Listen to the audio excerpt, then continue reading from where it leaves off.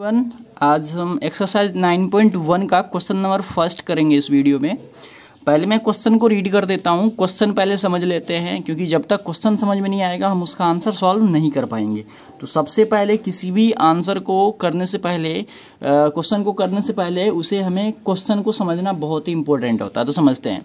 इसमें कह रहा है a circus artist is climbing a 20 metre long rope. ठीक है, एक सर्कस आर्टिस्ट है कोई जो एक रस्सी पे वो जो चलते हैं। आपने देखा होगा सर्कस जो है आर्टिस्ट होते हैं जो रस्सी पे चलते हैं। तो वही है जो रस्सी पे चल रहे हैं। जो रस्सी जो है, ये रोप मतलब रस्सी होता है। रस्सी जो है वो 20 मीटर लॉन्ग है। ठीक है, which is tightly stressed and tied from the top of a vertical pole. एक कोई वर्टिकल पोल है जिसके टॉप से जो है उसे टाइटली बांधा गया है। ठीक है, टाइटली उसे बांधा गया है टू द ग्राउंड, ग्राउंड तक। ठीक है, ग्राउंड तक बांधा गया है। तो पहले हम यहाँ तक जो है इसका फिगर ड्रॉ कर लेते हैं। तो देखो मैं क्या करता हूँ, सबसे पहले मैं क्या करता हूँ, एक पोल बना लेता हूँ। तो मैंने एक पोल बना लिया। ठीक है, उसके बाद ये जो है ये रस्सी है यहाँ से। ठीक है, ये यहाँ से क्या है, ये एक रस्सी है। रस्सी मैंने बना लिया और ये जो है ये ग्राउंड है आपका। ठीक है, ये क्या है आपका, ग्राउंड हो गया। ये रस्सी है। ठीक है, ये जो है ये आपका पोल है और ये क्या है, रस्सी है। रोप मतलब रस्सी। से मैं कुछ नाम दे देता हूं, A, B और C। अब हम फिर से समझते हैं। इसमें कह रहा है ये जो रस्सी है, ये पोल का जो टॉप है, ये टॉप है ना पोल का, और इसे ग्राउंड से जो है, ये ग्राउंड से टाइटली इसे बांधा गया है। तो इसे ऐसे ही होगा, इसे मैंने बांध दिया। और जो रस्सी जो है ये 20 मीटर लॉन्ग है, मतलब ये 20 मीटर लॉन्ग है। ये रस्सी जो है ना, AC का हाइट जो है वो 20 मीटर दे रखा है। यहाँ तक हमने समझा। उसके बाद कह रहा है find the height of the pole. Height of the pole मतलब ये पोल का हाइट हमें बताना है AB। ठीक है, height of the pole, find the height of the pole if the angle made by the rope with the ground. मतलब ये रस्सी और ये ग्राउंड से जो एंगल बन रहा है वो 30 डिग्री का बन रहा है। मतलब यहाँ पर आ गया आपका 30 डिग्री। और मैंने आपको इससे पहले इंट्रोडक्शन वाले वीडियो में मैंने आपको बता रखा है ये एंगल क्या होता है। एंगल ऑफ एलिवेशन इसका नाम होता है, या इंक्लाइंड एंगल।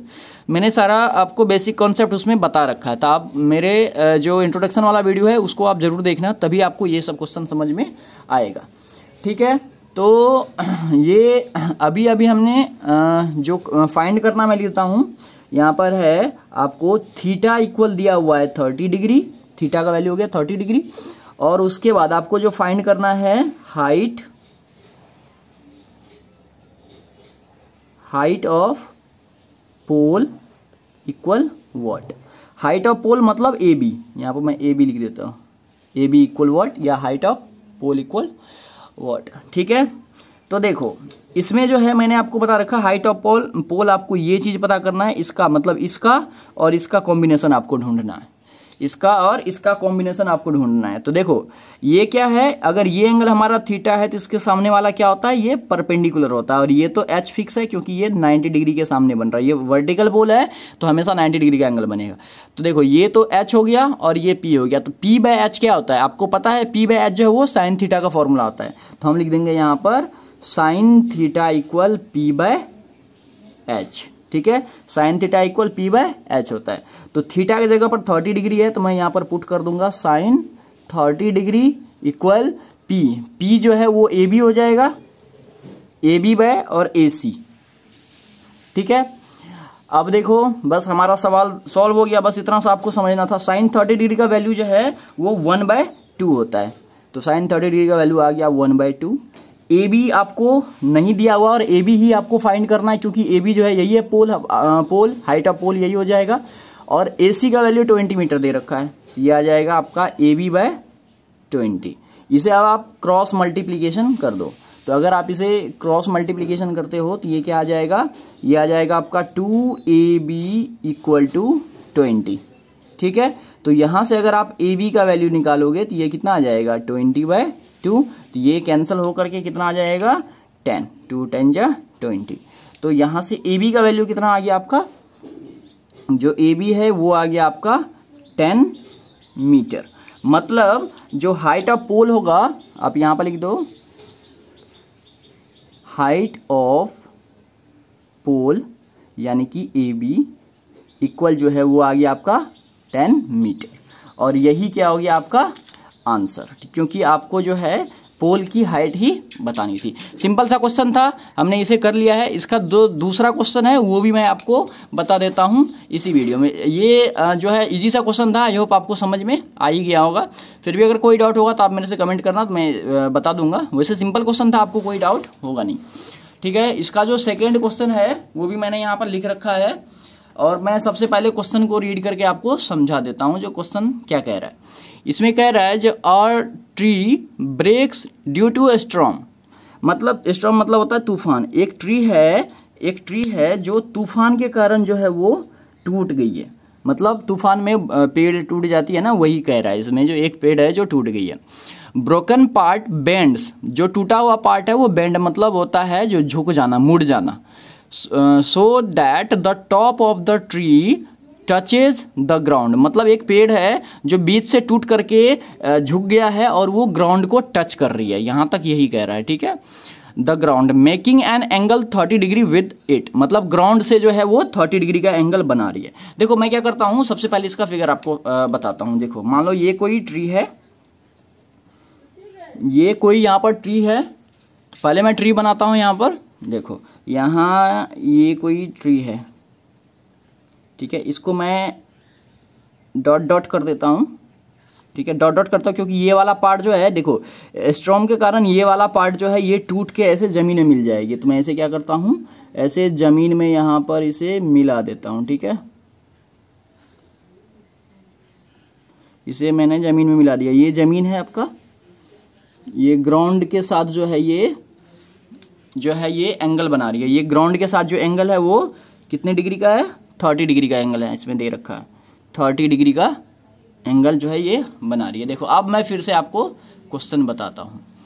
देखो इसमें कह रहा है जो एक तूफान के कारण ये पूरा कंप्लीट ट्री है, ठीक है। इसे मैं नाम दे देता हूँ कुछ, जैसे मान लो इसे ए दे दिया, ये ए पॉइंट है, ये बी पॉइंट है, ये सी पॉइंट है और ये डी पॉइंट है, ठीक है।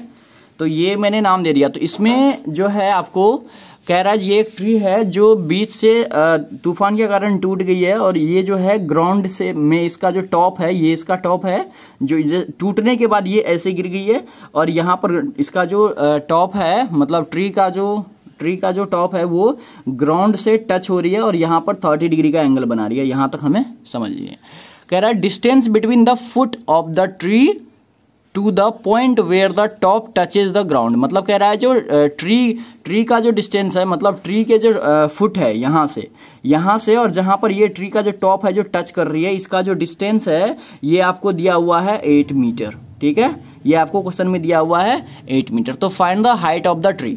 तो देखो इसमें हाइट ऑफ द ट्री क्या हो जाएगा, हाइट ऑफ द ट्री क्या होगा, मतलब आपको क्या फाइंड करना है, ए बी प्लस यही जो ए बी है, ये जो मतलब ये जो पूरा ट्री है ये मुड़ करके यहाँ पर आ गई है। तो मतलब आपको B C plus C D find करना है, B C plus B D equal what.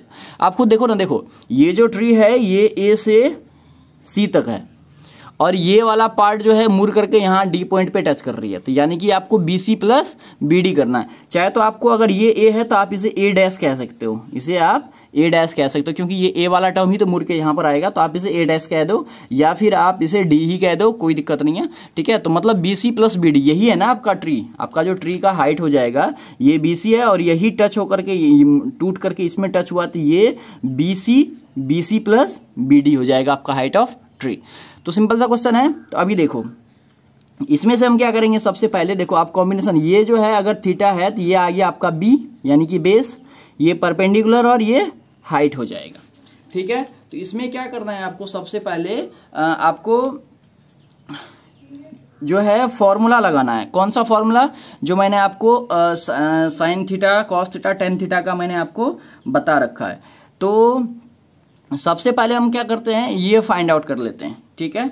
अगर हम ये फाइंड आउट करेंगे तो यहाँ पर P/B आ रहा है, P बाय बी आया। तो P बाय बी किसका कॉम्बिनेशन होता है, देखो पंडित बद्री प्रसाद बाय हर भोले। तो ये देखो ये P बाय बी जो है, ये P बाय बी, ये tan थीटा का कॉम्बिनेशन आता है। पहले हम क्या कर रहे हैं, देखो इन दोनों का कॉम्बिनेशन देख रहे हैं, P और B का कॉम्बिनेशन देख रहे हैं, उसके बाद इन दोनों का कॉम्बिनेशन देखेंगे, दोनों साइड हमें पता चल जाएगा और दोनों को हम जोड़ देंगे, आंसर आ जाएगा हमारा। ठीक है, तो हम क्या करते हैं, सबसे पहले मैंने इन दोनों का कॉम्बिनेशन देखा P बाय बी का, तो ये आ रहा है आपका tan थीटा। तो tan थीटा इक्वल कितना आ गया, P बाय बी। तो tan थीटा की जगह पर 30 डिग्री है और P बाय बी, P क्या है BC, BC बाय B क्या है CD।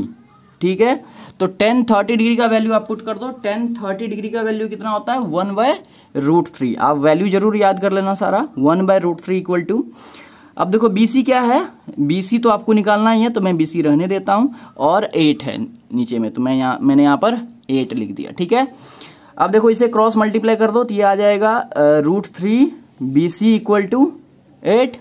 ठीक है, तो यहां से अगर आप BC निकालोगे तो ये आ जाएगा 8/√3 मीटर।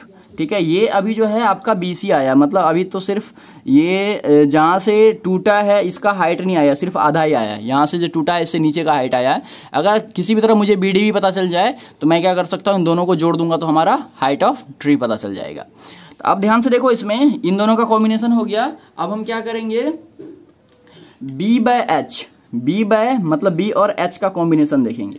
तो B बाय H का जो कॉम्बिनेशन हो जाएगा, देखो ये B बाय H ये है, यहाँ पर B बाय H का जो कॉम्बिनेशन ये क्या होता है, साइन और कॉस होता है। तो मैं इसमें क्या करूंगा, कॉस थीटा का फॉर्मूला लगा दूंगा। तो यहां पर मैं लिख सकता हूं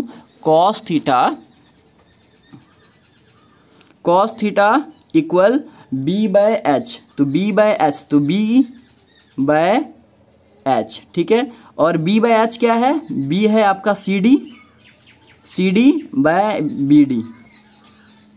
ठीक है, B बाय H, तो CD बाय BD। ठीक है, आप यहाँ पर थीटा की जगह पर 30 डिग्री है, तो मैं लिख दूंगा यहाँ पर cos 30 degree equal CD by BD। तो CD क्या है आपका 8 है, और BD जो है वो आपको निकालना है।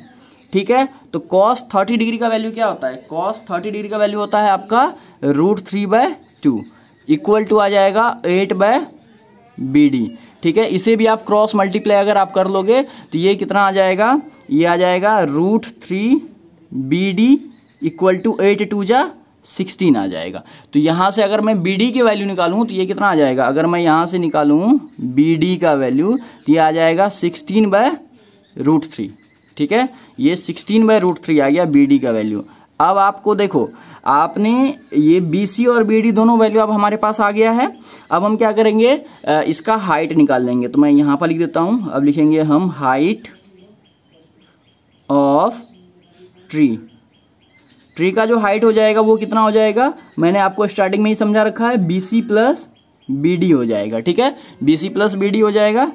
तो यहाँ पर BC का भी वैल्यू पुट कर देता हूँ मैं। BC का जो वैल्यू है अभी हमने निकाला था 8/√3 प्लस BD का भी वैल्यू अभी हमने निकाला है 16/√3 है ना, 16/√3 है। तो मैं इसे प्लस कर देता हूँ 16/√3। इसका एलसीएम ले लेंगे हम, तो आ जाएगा √3 का √3 यानी कि √3 हो जाएगा। यह आ जाएगा 8 + 16। तो 8 + 16 कितना हो जाएगा, ये आ जाएगा आपका 24/√3। ठीक है, अब देखो ये नीचे में रूट हम नहीं रखते हैं, तो इसीलिए हम क्या करेंगे, इसे फैक्टराइज कर लेंगे √3/√3 से। ये आ जाएगा आपका 24√3/3। तो आप इसे कैंसिल कर सकते हो, 3 के टेबल से कैंसिल हो जाएगा, 3 × 1 = 3 और 3 × 8 = 24। ठीक है, तो ये आ जाएगा आपका 8√3 मीटर। ठीक है, ये आ गया आपका हाइट ऑफ ट्री। ठीक है, हाइट ऑफ ट्री आपका क्या आ गया, 8√3 मीटर। तो सिंपल सा क्वेश्चन था। आई होप आपको ये क्वेश्चन समझ में आ गया होगा। ठीक है, तो फिर भी अगर कोई डाउट हो तो आप जरूर मेरे से पूछना, मैं बताऊंगा। तो सिंपल सा ही क्वेश्चन था, बस इसमें हमें क्या होता है, रिलेशन देखना होता है कि कौन सा फॉर्मूला मैं लगाऊं ताकि हमारा सवाल सॉल्व हो जाए। इसको आप बहुत सारी मेथड से कर सकते हो, जो रिलेशन आपको इसमें फिट लगेगा आप वो लगा करके आप इसे सॉल्व कर सकते हो, जो रेशियो आपको अच्छा लगे। तो फिर मिलते हैं नेक्स्ट वीडियो में नेक्स्ट क्वेश्चन के साथ।